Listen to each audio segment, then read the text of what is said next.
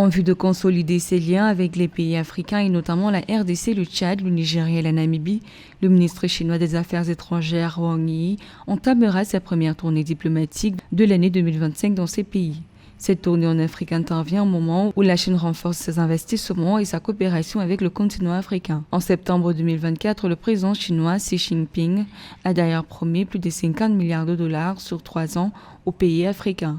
L'avenir est prometteur sur la coopération sino-africaine. Les relations entre la Chine et l'Afrique se portent à merveille. Il faut les redynamiser davantage de part et d'autre. L'Afrique a beaucoup à apprendre de la Chine, tout comme la Chine a beaucoup à apprendre de l'Afrique.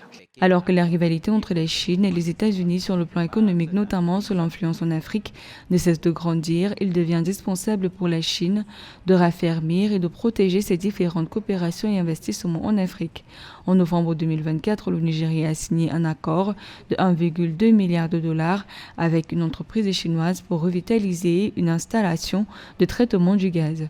D'ailleurs, des sources chinoises révèlent qu'en 2023, le volume des échanges commerciaux entre la Chine et l'Afrique a atteint un sommet historique de 282,1 milliards de dollars, soit une augmentation de 1,5% d'une année à l'autre.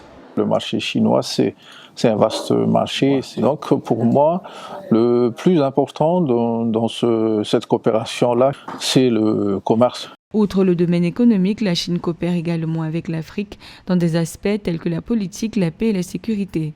A également établi une coopération dans le cadre de l'initiative La ceinture et la route et l'agenda 2063 de l'Union africaine. Pour l'aspect économique, une collaboration est aussi tissée pour l'accélération de la modernisation agricole de l'Afrique. La Chine soutient également la formation des ressources humaines, les projets culturels et les initiatives d'autonomisation des femmes et des jeunes ou encore la coopération sur le bien-être social avec l'agenda 2030 des Nations Unies.